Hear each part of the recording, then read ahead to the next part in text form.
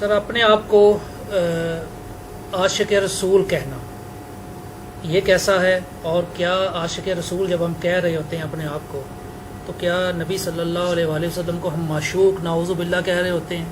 تو کیا یہ لفظ جو ہے یہ بولنا نبی صلی اللہ علیہ وآلہ وسلم کی توہین نہیں ہے؟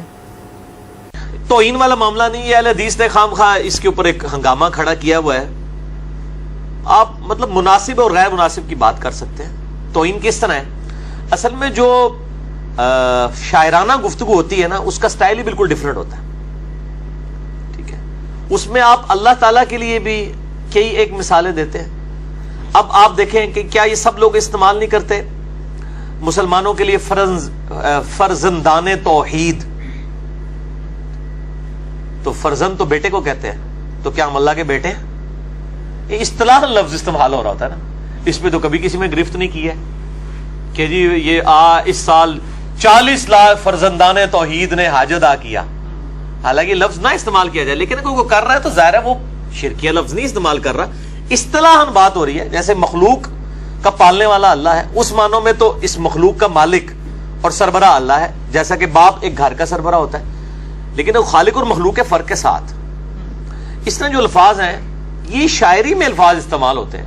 قرآن حکیم میں آیا ما وما صاحبکم بمجنون، تمہارے صاحب مجنون تو نہیں ہے. اب یہ بھی کہا جا سکتا ہے کہ تمہارے پیغمبر مجنون نہیں ہے. صاحب یعنی تمہارے ساتھی. تو حضور صلی اللہ علیہ وسلم اس اعتبار سے تو ساتھی تھے، لیکن وہ ساتھیوں والا معاملہ تو نہیں ہے. لیکن آپ کو کہ جی نہیں، یہ جو ہے یہ قرآن میں لفظ نہیں ہونا چاہیے ساتھی والا، اس کے اوپر گرفت آتی. یا ہونا چاہیے کہ تمہارے نبی مجنون نہیں. اس لیے تعلق قاضی صاحب نے اس کا ترجمہ ہی بدل دیا. ان کو عادت ہے نا ترجمہ بدلنے کی. انہوں نے لکھا ہے تمہیں صحابیت کا شرف بخشنے والے مجنون نہیں ہے. صاحبکم کا ترجمہ انہوں نے کر دیا تمہیں صحابیت کا شرف بخشنے والے. حالانکہ یہ اس کا ترجمہ نہیں ہے. صاحب کا مطلب ہے تمہارا صاحب، تمہارا ساتھی. اب اس طرح ایک مسلم کمیونٹی میں آپ ساتھی تھے، لیکن ساتھی بھی نہیں تھے، لیڈر تھے. اللہ تعالیٰ نے بات کی ہے. تو الفاظ کے چناؤ میں یہ جو نیٹی گٹیز نکالتے ہیں نا، تو عشق رسول لفظ اگر کوئی استعمال کرتا ہے، ظاہر ہے کوئی وہ مرد و عورت والے عشق کی بات نہیں کر رہا ہوتا. وہ کہتے ہیں محب رسول استعمال کریں، محبت رسول استعمال کریں، عشق رسول یا عاشق رسول استعمال نہ کریں. یار جو کر رہا ہے نا اس کی بھی کوئی نیت نہیں ہے. یہ الفاظ یعنی زبان میں استعمال ہوتے ہیں. جب کسی زبان میں مستعمل ہو جائے کوئی لفظ، مجھے بتائیں جب کوئی عاشق رسول کہہ رہا ہوتا ہے، کیا آپ کے دماغ میں آتا ہے کہ یہ وہی عشق ہے جو لڑکی لڑکے کا ہے؟ آپ کے بھی نہیں آ رہا ہوتا، کہنے والے کے بھی نہیں آ رہا ہوتا. تو آپ خام خام کسی کے اوپر شریف فتویٰ کیسے لگائیں؟ تو الفاظ کے چناؤ پہ اگر ہم گرفت کرنا شروع کریں نا، تو جو بریلوی دیوبندی اہل حدیث نے اپنے سوشل ایشوز کے اوپر گرفت الفاظ پہ کی ہے نا، سیم وہی گرفت ہم قرآن کے اوپر کر سکتے ہیں اگر الفاظ کے چناؤ پہ کرنا شروع کر دیں. اللہ نے فرمایا واللہ خیر الماکرین. لفظی ترجمہ یہ ہے کہ اللہ تعالیٰ سب سے بہتر مکر فرمانے والا ہے. احمد بریلوی صاحب نے ترجمہ کیا اللہ تعالیٰ سب سے بہتر خفیہ تدبیر فرمانے والا ہے. کیونکہ مکر کا لفظ اردو زبان میں نٹوریس استعمال ہوتا ہے. اب یہ جو خفیہ تدبیر لفظ ہے یہ اللہ بھی استعمال کر سکتا تھا. بسم اللہ کا ترجمہ احمد بریلوی صاحب نے کیا اللہ کے نام سے شروع. وہ کہتے ہیں جی اگر آپ نے کیا شروع اللہ کے نام سے تو یہ پھر آپ نے شروع سے شروع کیا ہے، اللہ سے کیا ہی نہیں. تو پھر میں نے کہا تھا اللہ کے بندو پھر تو آپ بسم اللہ بھی بدلو. پھر بسم اللہ ہونی چاہیے تھی اللہ الذی ابدأ باسمہ یا باسمہ ابدأ. اللہ ہے وہ جس کے نام کے ساتھ میں شروع کرتا ہوں. جب اللہ نے اللہ نہیں پہلے لگایا ہوا، مطلب آپ کیوں نیٹی گٹیز میں پڑھتے ہیں؟ ٹھیک ہے، ایک ہی مطلب ہے. اس طرح عشق رسول کے لفظ کے اوپر اعتراض بالکل باطل ہے. اور یہی جب آپ اس قسم کے غلط اعتراضات کرتے ہیں نا، تو پھر مخالفین کو موقع ملتا ہے کہ وہ پھر آپ کی جو دعوت قبول ہی نہیں کرتے. تو میں اس لیے کہتا ہوں 100 سنار کی 1 لوہار کی. ٹھیک ہو گیا، تو اس پہ کوئی اعتراض نہیں. اچھا، سورہ کہف کی آیت 21 کا ترجمہ جو ہے نا وہ میں ڈاکٹر طاہر القادری صاحب کا پڑھتا ہوں، اور اس سے آپ اس کے بارے میں آپ سے رائے لینی ہے. جی بتائیں. اور اس ترجمہ وہ انہوں نے پڑھ کے سنائیں پورا. میں سمجھ گیا ہوں یہ بڑے کریٹیکل سوال ہے، تو آپ یہ مطلب یہ ترجمہ پڑھیں. مجھے تو پتہ ہے یہ آیت کون سی ہے. تنزیل.com سے یہ ترجمہ میں نے لیا ہے، تنزیل.net سے.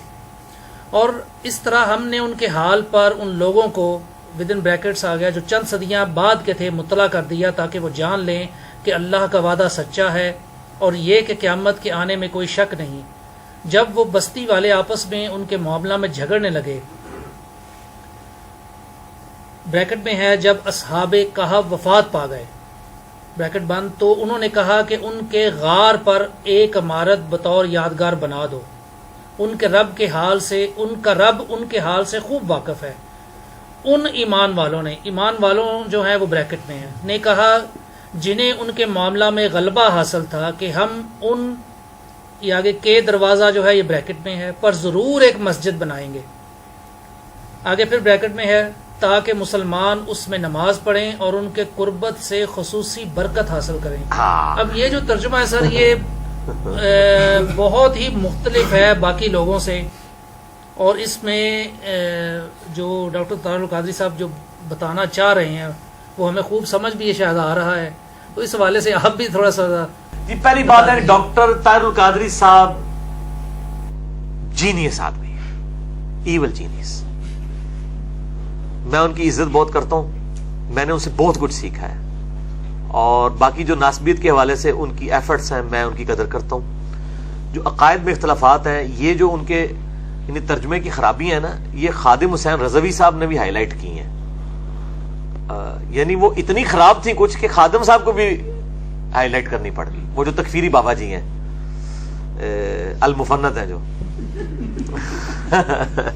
المفند کا مطلب پتا ہے نا، المحنت علی المفند کتاب لکھی ہے خلیل احمد سہارنپوری نے، ہند کی تلوار ایک سٹھیائے ہوئے بابے کے اوپر، وہ سٹھیا بابا انہوں نے احمد بریلوی صاحب کو کہا ہے، تو میری زبان سے ایک دفعہ نکل گیا المفند علی المفند، وہ کہتے ہیں اس کو نام ہی نہیں آتا، حالانکہ اس سے کئی سال پہلے المحنت کا تو تعارف ہی میں نے ویڈیو پہ میں نے کروانا شروع کیا لوگوں کو، اس کلپ سے بھی کتنا عرصہ پہلے، یہ کلپ تو میرا 4.5-5 لاکھ لوگ دیکھ چکے ہیں، خادم حسین رضوی کو اوپن چیلنج، اس میں مجھ سے نکل گیا المفند علی المفند، تو میں نے بعد میں کہا ٹھیک نکلا ہے، ایک سٹھیا ہوا بابا دوسرے سٹھیا ہوئے بابے کے اوپر، کیونکہ اس نے بھی تو گستاخانہ عبارتوں کا غلط دفاع کیا ہے خلیل احمد سہارنپوری نے، بریلویوں سے پوچھیں گے وہ کہیں گے وہ سٹھیا ہوا بابا ہے، تو المحنت المفند المفند المفند بھی ہے، تو وہ آج کل کے جو المفند ہیں وہ مطلب جو امت کے اندر ایک دہشت گردی کی فضا جنہوں نے قائم کی ہوئی ہے،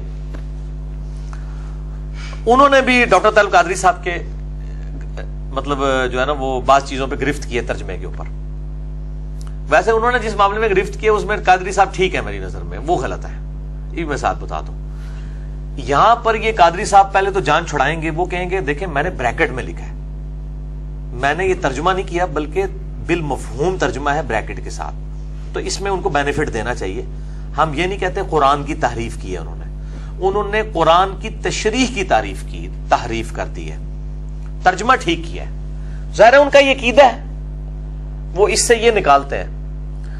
اب آپ مجھ سے یہ پوچھیں کتاب و سنت کے دلائل کی روشنی میں کیا قبروں پر مزار بنانے کے لیے سورۃ الکہف کی آیت نمبر 21، تو میں نے اس کے اوپر جب سورہ کہف میں کلاس آئی تھی تو میں نے بڑے ڈیٹیل اس آیت پہ بولا تھا کہ اس آیت کو دلیل نہ پیش کریں، قرآن پاک نے اس کو انڈورس اس حوالے سے نہیں کیا، اللہ تعالیٰ فرماتا ہے کہ غلبہ ان لوگوں کو حاصل ہوا جنہوں نے کہا کہ ہم ان کی قبر کے اوپر مسجد بنائیں گے، تو آج بھی یار پاکستان میں غلبہ انہی لوگوں کو ہے،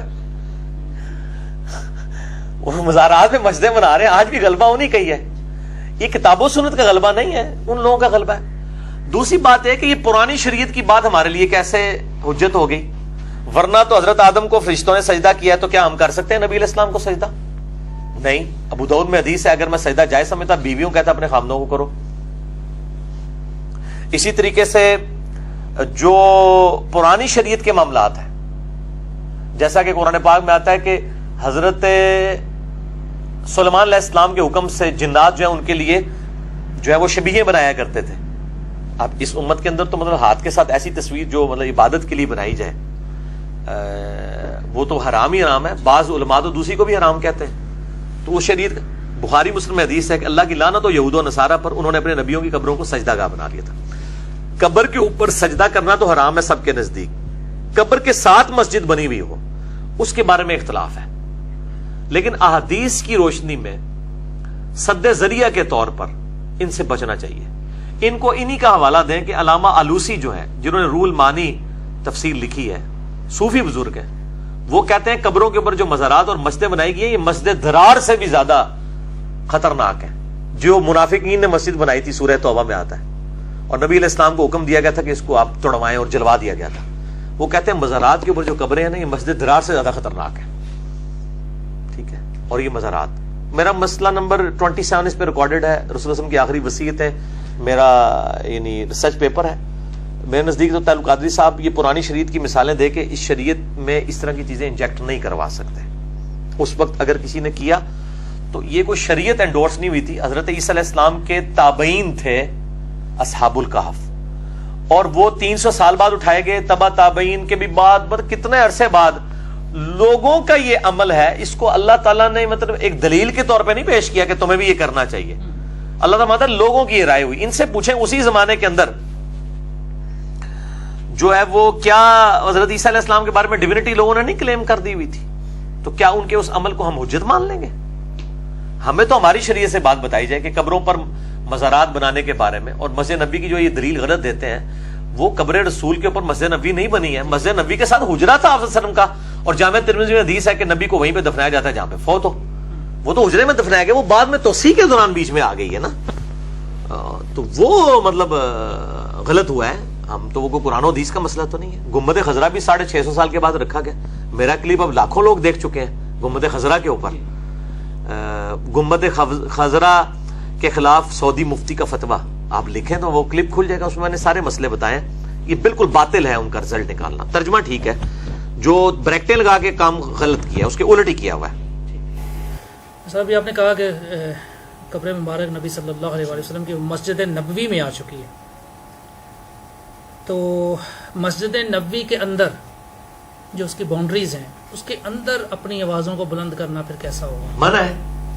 صحیح بخاری میں حدیث ہے, حضرت عمر فاروق رضی اللہ عنہ مسجد نبی میں داخل ہوئے, کچھ لوگ اونچی آواز میں گفتگو کر رہے تھے. انہوں نے کہا کہ تم کدھر کے رہنے والے؟ ان کا ہم رہنے والے ہیں جو ہے وہ بنو ثقیف سے تھے, یعنی طائف کے رہنے والے تھے. آپ فرمایا تم مدینے کے رہنے والے ہوتے ہیں نا, تمہیں میں کوڑے مرواتا کہ تم نبی علیہ السلام کی مسجد کے اندر آواز بلند کر رہے ہو.